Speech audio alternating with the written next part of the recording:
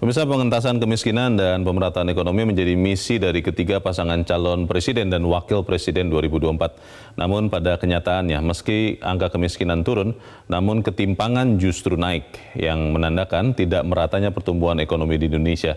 Kami akan membahasnya bersama dengan Direktur IDEAS, Institute for Demographic and Poverty Studies, Yusuf Wibisono.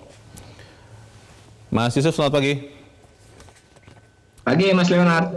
Ya, Mas Yusuf mau mengkonfirmasi saja, benar bahwa angka kemiskinan Indonesia 2023 itu turun atau memang masih sama ya dengan setahun sebelumnya?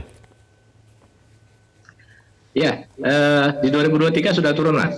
Kita melihat ada penurunan ya, tapi memang tipis begitu ya. Ini kan penurunan sudah tidak banyak. Tapi kalau kita bandingkan dengan pra-pandemi, itu sudah kurang lebih sama ya. Sebelum pandemi di September 2019, itu sekitar 9,3% juga ya. Sekarang kan juga sudah 9,3% ya.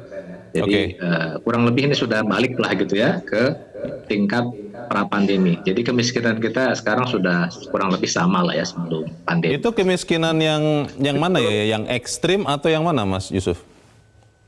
Kemiskinan yang resmi dari BPS, Mas, bukan kemiskinan ekstrim. Oh, kemiskinan bukan ya? ekstrim ini, kemiskinan ekstrim kita kalau di 2023, kalau saya tidak salah turun juga. Sekarang di kisaran 1,2% loh, kalau saya nggak salah.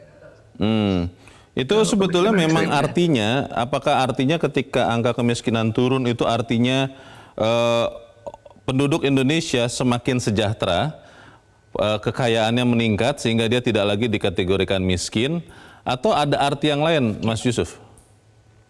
Nah, ini Mas Leonard, kita sebenarnya melihat ada hal yang kita tentu apresiasi ya turun angka kemiskinan. Tapi kita melihat cara ya atau strategi pemerintah untuk menurunkan kemiskinan ini yang menurut saya perlu kita evaluasi ya. Yaitu apa? Kalau kita melihat ya kemiskinan kita ini turun lebih banyak didorong oleh kebijakan bansos yang memang harus diakui ini besar-besaran ini di era Pak Jokowi ini begitu. Jadi ini saya ambil contoh misalnya ya, ini bahkan sudah dilakukan sebelum pandemi bahkan ya. PKH misalnya ya, program keluarga harapan. Program keluarga harapan di era Presiden SBY itu cuma 3 jutaan penerimanya.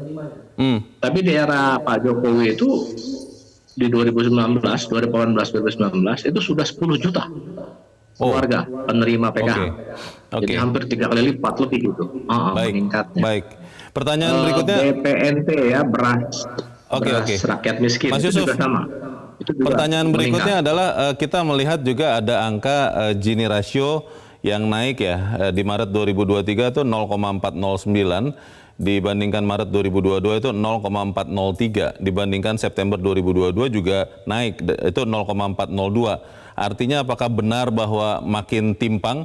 Tapi kita harus jeda dahulu dan pemirsa tetap bersama kami, Zona Bisnis segera kembali. Kita akan lanjutkan lagi perbincangan kita, pemirsa. Mas Yusuf, kalau tadi angka yang saya kutip adalah Gini rasio untuk perkotaan, dan kalau kita lihat Gini rasio secara nasional untuk Maret 2023 Indonesia itu 0,388, naik dibandingkan September 2022 yang 0,381. Memang kalau secara nominal tidak terlalu banyak, tapi artinya apakah memang ketimpangan itu makin nyata atau seperti apa, Mas Yusuf? Nah, iya, ini betul sekali Mas Leonard. Ini mengkhawatirkan menurut saya. Kita harus benar-benar sangat waspada ya tentang indikasi kenaikan ketimpangan kita. Jadi pasca pandemi ini konstan naik terus kesenjangan kita. Ini kita dengan Gini rasio. Gini rasio ini sebenarnya indikator yang sangat moderat untuk mengukur kesenjangan karena basisnya adalah data expenditure. Kalau kita pakai data yang lebih berbasis income, berbasis pendapatan, maka kesenjangan kita lebih mengerikan lagi sebenarnya. Lebih mengkhawatirkan. Saya ambil contoh misalnya data dari simpanan masyarakat di perbankan. Itu sangat luar biasa, di mana simpanan kelas teratas ya di atas 5 miliar ya nominal simpanan di atas 5 miliar itu tumbuhnya tuh sampai 7-9%. Sedangkan makin kelas bertambah. Bawah, yang terbawah yang saldonya di bawah 100 jutaan itu cuma 2-3%. Jadi kelas atas tuh hampir 3 kali lipat, tumbuhnya lebih cepat daripada kelas bawah. Jadi Oke. pemulihan kita pasca pandemi ini itu sangat tidak merata. Di mana kelas atas tuh tumbuh hampir 3 kali lipat dibandingkan kelas bawah. Ini menjelaskan kenapa kesenjangan kita memburuk Ya. pasca pandemi ini. Ya.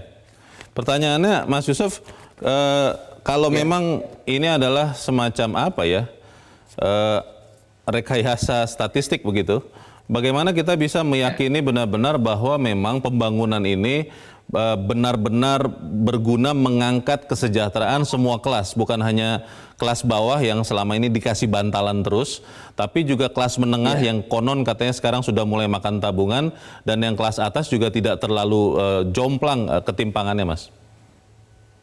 Ya, ada 2 kebijakan inti sebenarnya Mas Leonard yang saya pikir sangat penting ya untuk memperbaiki kondisi kita ke depan. Ya. Yang pertama adalah kebijakan fiskal. Kebijakan fiskal kita ini sangat tidak pro kepada kelas bawah, kelas menengah. Indikasinya apa? Indikasi dari tax ratio. Tax Oke. ratio kita sampai sekarang hanya di kisaran 10%. Ini 1 dekade terakhir ya, dari awal Pak Jokowi naik sampai sekarang itu 10%. Di 2024 ini pun juga masih 10-an%. Artinya apa? Kita mengalami stagnasi dalam 1 dekade terakhir ini. Artinya tidak banyak kelas atas yang membayar pajak lebih tinggi lagi. Karena tax ratio kita tetap 10% dalam 10 tahun terakhir. Padahal kekayaan mereka meningkatnya luar biasa 10 tahun terakhir ini. Nah, yang kedua apa, Mas? Saya pikir harus ada reformasi besar-besaran gitu ya, agar tax ratio kita naik. Yang kedua adalah kebijakan pengupahan. Menurut saya ini juga sangat krusial. Baik. Sebagian besar masyarakat kita, 40% terbawah, termasuk juga 40% kelas menengah, ya, itu sangat mengandalkan upah sebagai sumber penghidupan utama mereka. Baik, sumber pendapatan ini 2 utama. kunci yang harusnya kita mau juga nanti dengarkan Mas Yusuf di debat calon presiden pada tanggal 4 Februari. Tapi untuk saat ini terima kasih Anda sudah mencerahkan kami. Direktur Aidias Yusuf Wibisono, selamat pagi Mas Yusuf. Jelajahi cara baru mendapatkan informasi. Download Metro TV Extend sekarang.